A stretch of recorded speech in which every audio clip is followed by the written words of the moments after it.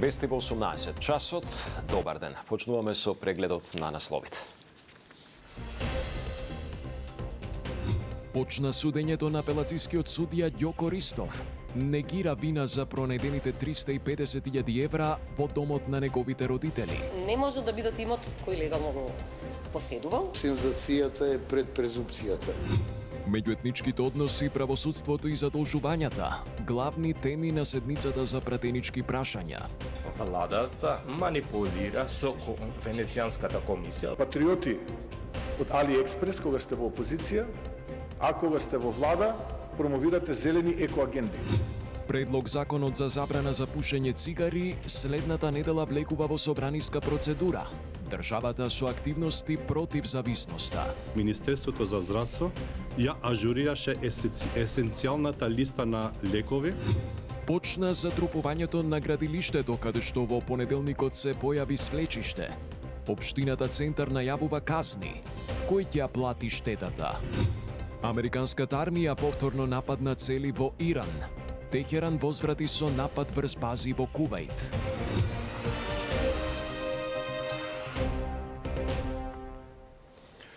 Во Скопскиот кривичен суд почна судскиот процес против апелацискиот судија Ѓоко Ристов, откако во домот на неговите родители во Неготино беа пронајдени 350.000 евра скриени во зид. Ристов на почетокот на судењето изјави дека не се чувствува виновен за делата што му се ставаат на товар. Детали од Михајло Видимлиски. Апелацијскиот судија Ѓоко Ристов негираше вина по обвинението за случајот откако при претрес во домот на неговите родители во Неготино беа пронајдени 350.000 евра задзидани во кујна.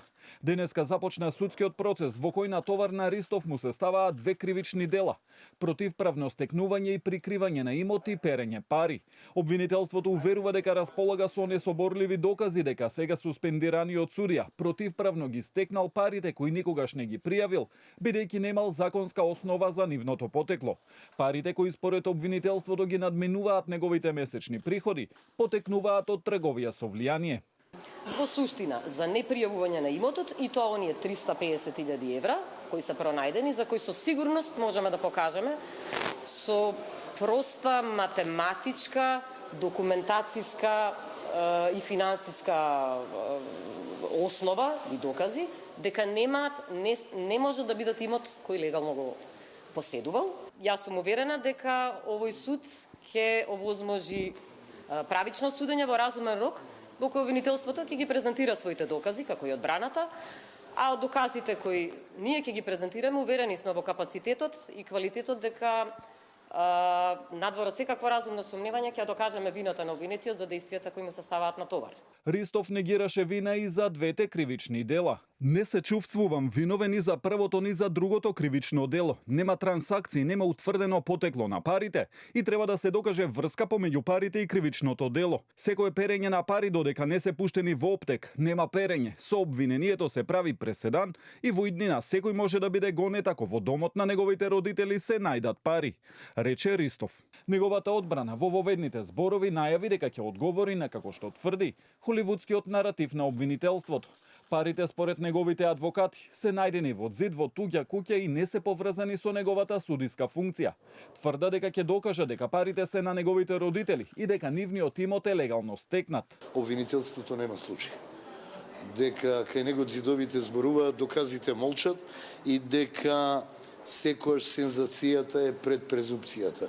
Обвинувањето за прикривање на имот и незаконито стекнување е поврзано со коруптивни дејствија, ама одговор и на 500 пати ваши прашања нема која е таа коруптивна сделка, кој е тоа примен подкуп, кој е тоа предмет, кој е тоа лице.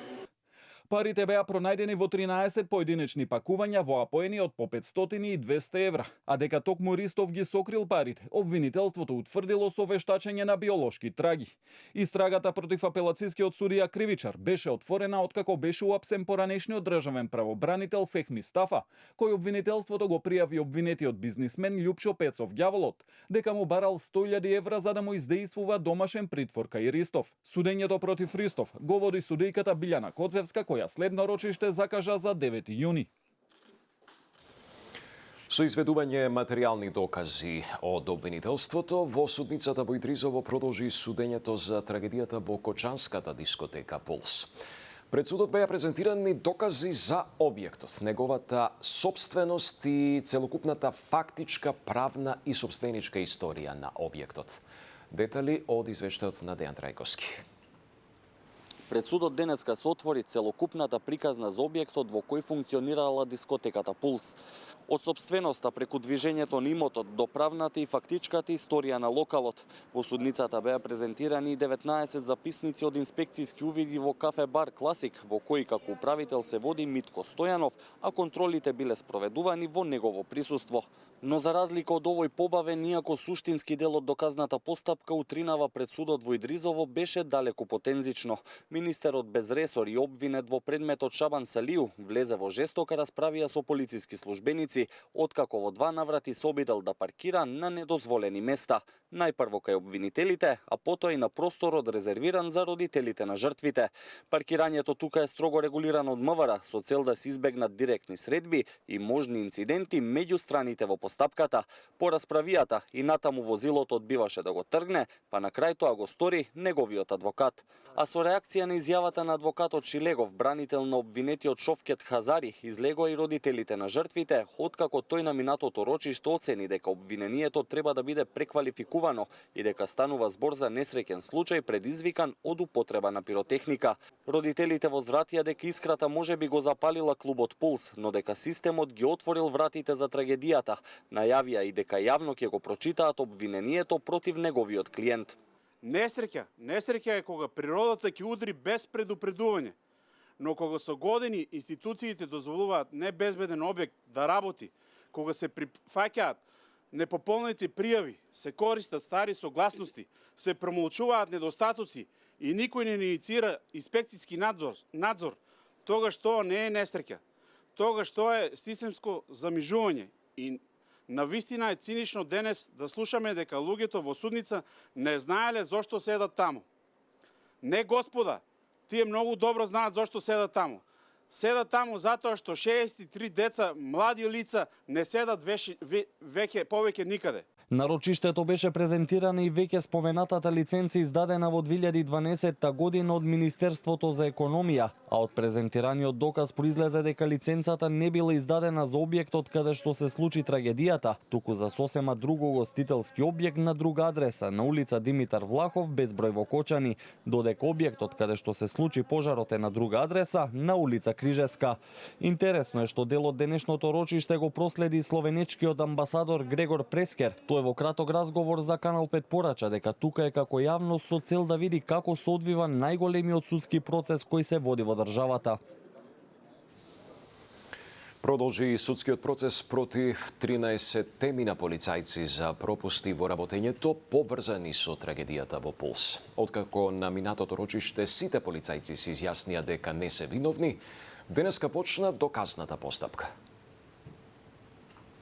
Се станува збор за еден консолидиран контингент на докази, кои што повеќе од материјален аспект ќе упатуваат и ќе укажуваат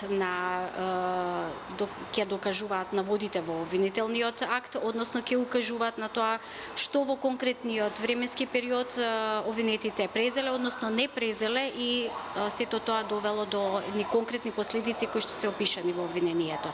Ќе докажуваме дека полициските службеници постапувале во рамки на своите законски овластувања и дека постапувале врз основа на она што тие го имале како оперативно сознание и минати искуства, пракси во однос на постапувањето при вршење на акцијски контроли во угостителски објекти. Значи не станува збор овде за рација или за некоја друга посериозна, посложена полициска операција, туку за акцијска контрола за малолетници и точење на алкохол.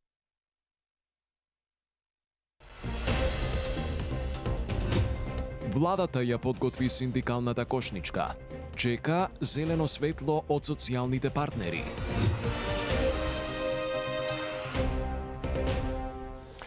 Секој има право да го користи својот мајчин јазик, но некој се обидува да создава етнички конфликт каде што го нема. Порача премиерот Мицкоски на седницата за пратенички прашања, на која што покрај Меѓу етничките односи се најдоа и темите за состојбата во правосудството и задолжувањата. Јана Јосифовска. Меѓу етничките односи и протестите на студентите албанци, статусот на албанскиот јазик и недоличното скандирање на спортските трибини во фокусот на пратеничките прашања иницирани од албанската опозиција. Скендер Реджепи од Европскиот фронт со критики до владата дека ги нарушува етничките права и соживотот, оспорувајќи го како што тврди албанскиот јазик и манипулирајќи со мислењето од Венецијанската комисија. На прашањето од пратеникот Реджепи дали премиерот е подготвен да направи уставни измени за албанскиот јазик да не се поистоветува со 20%, Мицкоски со одговор: поддржувам да не се гледаме низ призмата на проценти. За скоро ќе имате можност да го гласате законот за правична застапеност, каде не се важни процентите, туку квалитетот. Според него, секој има право на својот мајчин јазик, но нема право да создава етнички конфликт таму каде што не постои. Владата манипулира со Венецијанската комисија без ниту еден прекин, значи бидејќи со помош на ова комисија ги оправдува сите кршења кои му се прават на етничките, уставните и законските права на албанците. Патриоти од AliExpress кога сте во опозиција, а кога сте во влада, промовирате зелени екоагенди. Венецијанската комисија кажува дали некој закон е согласно меѓународното право. И второ, во тој ист Европски суд за човекови права лежат, фаќаат прашина 14 пресуди за нашето македонско братство, македонска заедница во Бугарија, кое што Бугарија не ги применува. И јас очекував, за да вие бидете објективен, пред да го поставите вашето прашање, да кажете, ние стоиме позади нашите сограѓани македонци. И заедно ќе се бориме тие да ги применат, бидејќи се составен дел од новата методологија за преговори во Европската унија. Така настапува објективен поддржувач на соживотот во мултиетничка Македонија. Мојата и вашата тковина како македонец и албанец. Од опозицијата побараа оставка од министерот за внатрешни работи Панче Тошковски, за како што велат лошата безбедносна состојба во државата, а како пример ја наведоа и наводната шпионска афера во председателскиот кабинет. Според Тошковски пак, критиките од СДСМ се неосновани, а статистиките покажуваат најдобри резултати во работењето на МВР во последните 20 години. Македонија се соочува со тежок безбедносен скандал од кога сме земја членика на НАТО. Она што е најскандалозно е дека обвинителството со месеци барало обезбедување на докази, електронски податоци и снимки и видеонадзор од Министерството за внатрешни работи. Но Министерството за внатрешни работи не постапувало. Ако ЗКП утврдил тајност во рамки на постапувањето кога станува збор за предистражна постапка, кој сум јас за да го рушам тој принцип? Кој сте вие да го рушите тој принцип? А кој е па јавен обвинител да го нарушува тој принцип? А кога ќе дојде време во јавноста да се споделат информациите кои што се од интерес за јавноста, тогаш ќе видиме кој ќе се чеша на крајот на денот. Состојбата во правосудството и испораката на правда беа дел од седницата за пратенички прашања, како и новото задолжување од 260 милиони евра. Според пратениците на СДСМ, задолжувањето се носи во нетранспарентна постапка, без присуство на министерката за финансии, додека како што велат, јавниот долг на државата расте. Од власта уверуваат дека тоа е за враќање на стари долгови од претходната влада, како и за капитални инвестиции и развојни проекти, за подобрување на економската состојба. Различни народи може да делат заеднички историски процеси, но да имаат различна меморија за истите. Порача министерот за надворешни Тимчо Муцунски на настан посветен на културната дипломатија. Македонија, како што кажа, не бара место во Европа како гостин, туку како рамноправен член. Афродита Рамос.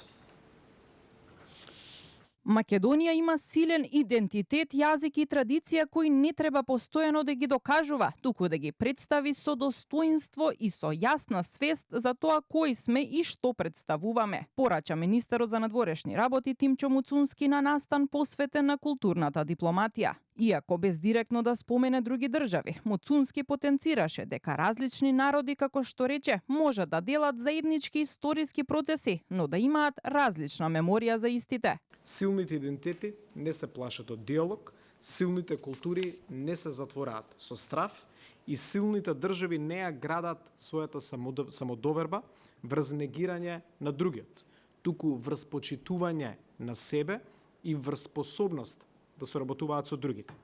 И тоа е пораката што ние сакаме да ја понудиме. Ние не бараме место во Европа како гости, туку како народ и како држава. ВМРО ДПМН лаже дека се загрозени јазикот, културата и македонскиот идентитет, велат од СДСМ, откако денеска повторно повикаа на распишување на референдум, иако владата вчера експресно го одби барањето на Филипче, со образложение дека нема потреба да се трошат пари и време на граѓаните и дека остануваат посветени на евроинтеграциите. Сега повторно лажат дека Европа го загрозува македонскиот идентитет. Референдумот, почитувани, не е политичко прашање, туку прашање за нашите семејства, за нашите деца и за иднината на Македонија. Граѓаните сами треба да одлучат дали се подготвени тие, нивните семејства и нивните деца да ја плаќаат цената на погрешните политики на Мицкоски. Од владеачката партија возвратија, СДСМ бара прво спроведување на уставни измени, а потоа редефинирање на историјата и идентитетот на Македонија. ВМРО ДПМН нема да дозволи бугаризација на историските ликови кои твореле, кои го описмениле регионот и кои се бореле за да создадат македонска држава. Македонија има своја историја, свој идентитет и свој македонски јазик. Се додека ВМРО ДПМН е на власт, нема да дозволиме погазување на нашето достоинство. Вчера премиерот на Бугарија Румен Радев по средбата со францускиот председател Емануел Макрон рече дека очекува поддршка од Франција за внесување на бугарите во македонскиот устав. Председателот на Европскиот совет Антонио Кошта од 1 јуни ја почнува својата 5-дневна турнеја низ земјите од Западен Балкан. За време на посетата, Кошта ќе се сретне со лидерите од регионот и ќе разговара за можностите и предизвиците околу проширувањето, постепената интеграција, регионалната соработка, како и безбедноста и стабилноста. На 5 јуни тој ќе копреседава со самитот на Европската унија Западен Балкан во Тиват. Мојата втора турнеја низ Западен Балкан испраќа јасен сигнал. Посветеноста на ЕУ кон регионот е реална. Исто толку реална колку и можноста за проширување. Моментумот е тука. Сега е време за реализација, порача Кошта во пресред на турнејата. Својата обиколка низ земјите од Западен Балкан тој ќе ја почне в понеделник во Сараево, а еден ден подоцна на 2 јуни Кошта ќе престојува во Тирана, каде што ќе се сретне со премиерот Еди Рама и председателот Бајрам Бегај, а истиот ден ќе отпатува и за Скопје на средба со премиерот Христијан Мицкоски.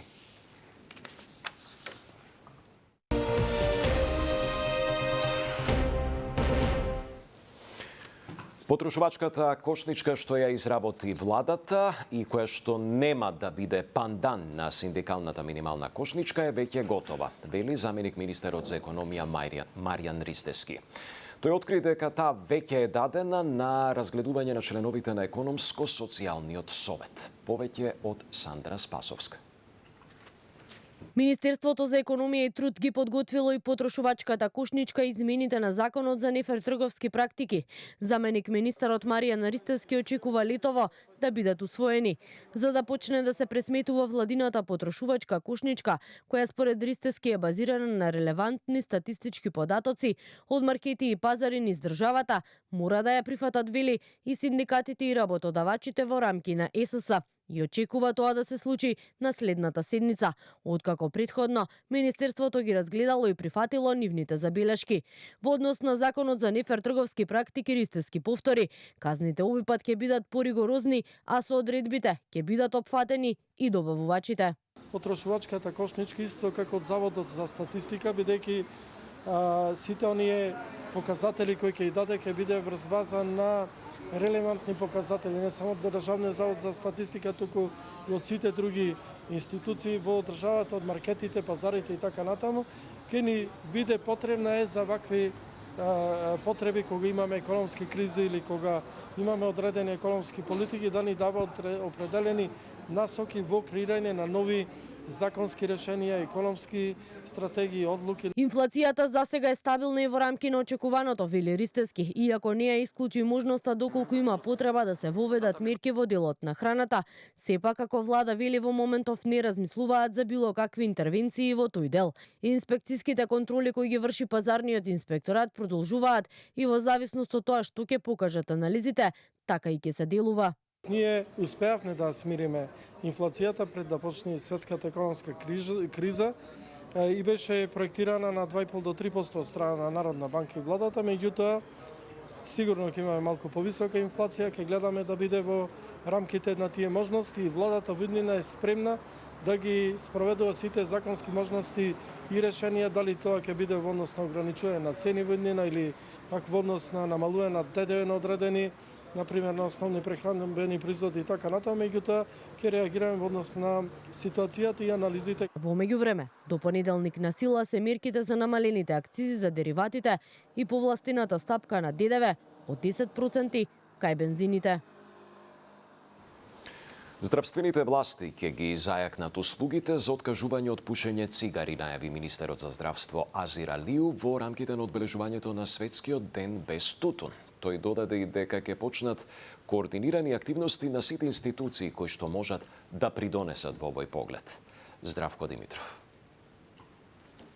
12.000 смртни случаи во Македонија годишно како последица од пушење. Според истражувањето на Институтот за јавно здравје во 2023 година, речиси половина од возрастната популација се изјасниле како активни пушачи, кои годишно трошат 617 милиони евра на тутунски производи. Министерот за здравство Азир Алиу најави дека матичните лекари ќе препишуваат фластери и никотински гуми за џвакање за граѓаните да ги остават цигарите.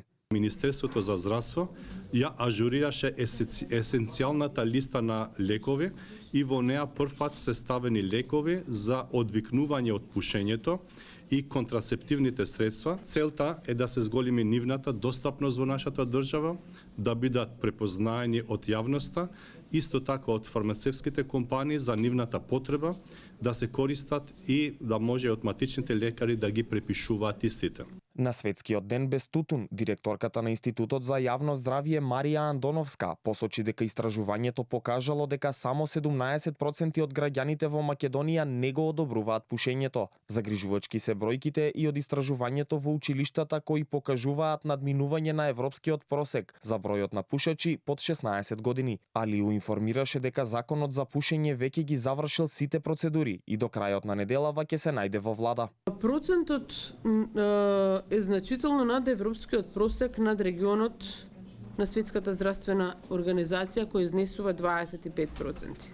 Дополнително загрижува и фактот што пушењето кај нас во голема мера се смета за општествено прифатлива појава, а само 17% од граѓаните во Македонија изразуваат неодобрување кон пушењето. Законот веќе заврши, ги помина буквално сите филтри и од законодавство и сите позитивни мислења од сите стейкхолдери, од сите аспекти законот веќе е завршен и имаме крајен документ како таков, истиот ќе биде веќе доставен во собрание. Алиу најави дека законот ќе стапи на сила веднаш откако ќе биде изгласан во собранието. Овој закон требаше да се најде на владина седница на 24 март, но поради неусогласеност на Министерството за здравство и Министерството за земјоделство беше ставен на чекање. Министерството за здравство ќе чека судот да донесе нова одлука во случајот со насилниот Кумановец, кој не бил примен во психијатриската болница во Бардовци под образложение дека се реновирало одделението. Против Кумановецот има 50 пријави за семејно насилство. Кумановскиот центар за социјални работи најавува дека повторно ќе се обратат до судот. Случајот го следи Мирјана Мирчевска-Јовановиќ. Здравствениот систем не знае како да постапи во случајот со 62 годишниот Кумановец со шизофренија, за кого има 50 пријави за семејно насилство, меѓу кои полов напад врз малолетник, изјави министерот за здравство Азир Алиу.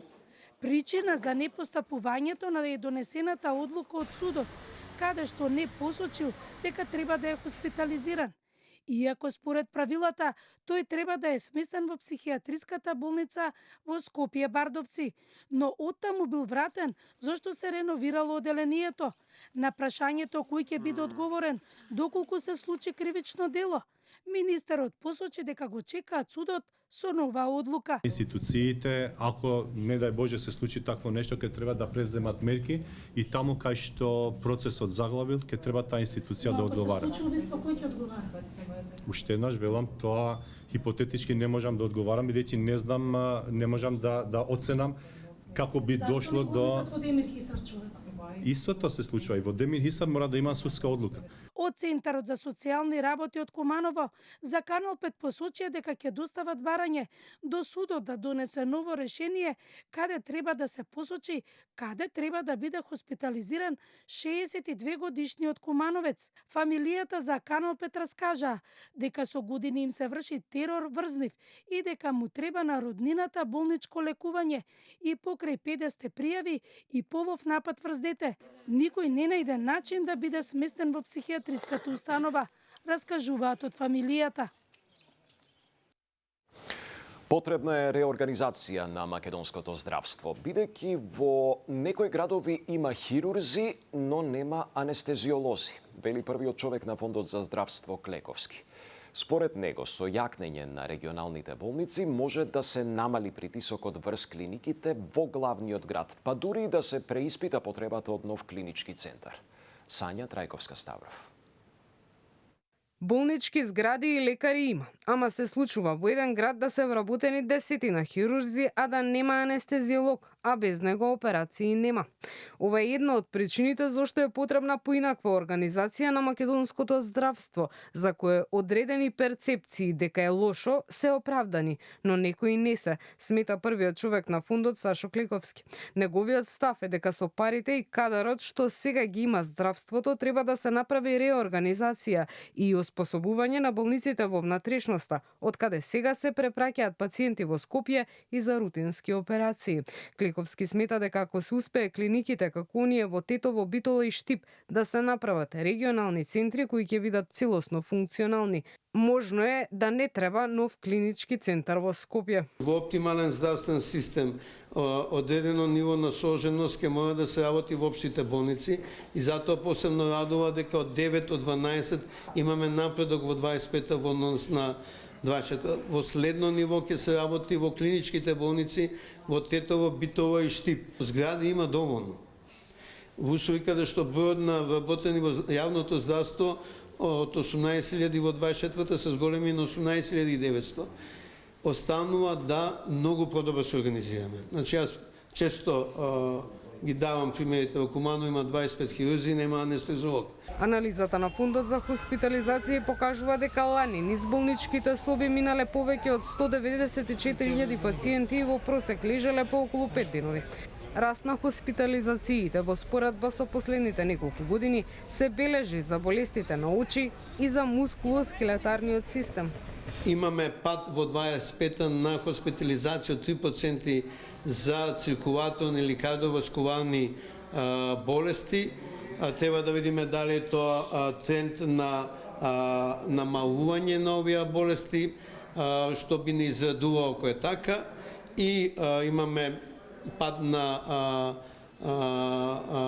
хоспитализациите поврзани со бременост и породување од 7,5%. Иако минаа месеци по најавата дека лековите против згручување на крвта, популарно познати како клексани, ќе можат да се земаат од аптека со рецепт, ова се уште не се случи. Од фондот велат дека имало проблеми од административна природа за еден од лековите кои веќе е надминат и најавија дека наскоро по поевтина цена клексанот ќе може да се земе со рецепт од аптека. До тогаш граѓаните ќе мора да бараат рефундации на шалтерите на фондот. Почна затрупувањето на свлечиштето на булеварот Теодосиј Гологанов во Скопје. Од општината Центар најавуваат санкции за инвеститорот и за изведувачот, откако во понеделникот при ископ беше оштетен дел од коловозот, канализацијската мрежа и уличното осветлување. Маја Стојановска. Почна затрупувањето на градилиштето на булеварот Теодосиј Гологанов, каде во понеделникот при ископ со багер за изградба на зграда се појави свлечишта, кој оштети дел од коловозот, тротоарот, канализацијската мрежа и уличното осветлување. Откако експертите алармираа за можни ризици за околните објекти, денеска започна да се обезбедува земјиштето, со цел да се спречат дополнителни оштетувања. Градоначалникот на општина Центар Горан Герасимовски за Канал 5 вели дека настанатата штета ќе биде надоместена од страна на инвеститорот и уште еднаш нагласи дека ќе следуваат најстроги санкции и за него и за изведувачот, откако било утврдено дека дел од градежните работи на терен не биле изведувани согласно одобрението за градба.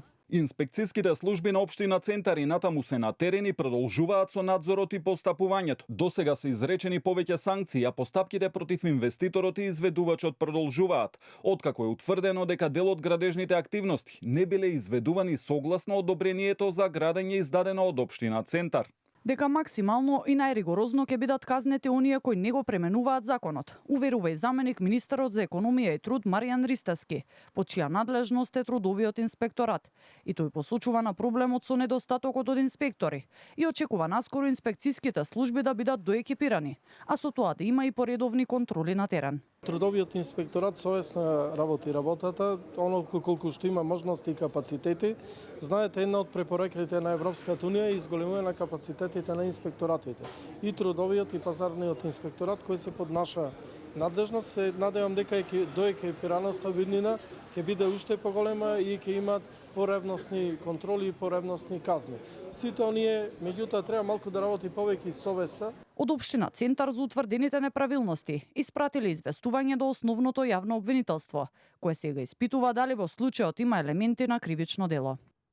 Само интервју на скопскиот градоначалник Орце Ѓоргиевски во продолжение на Канал 5. Гоце Михајловски за кратко е со вас. Пријатно вечер.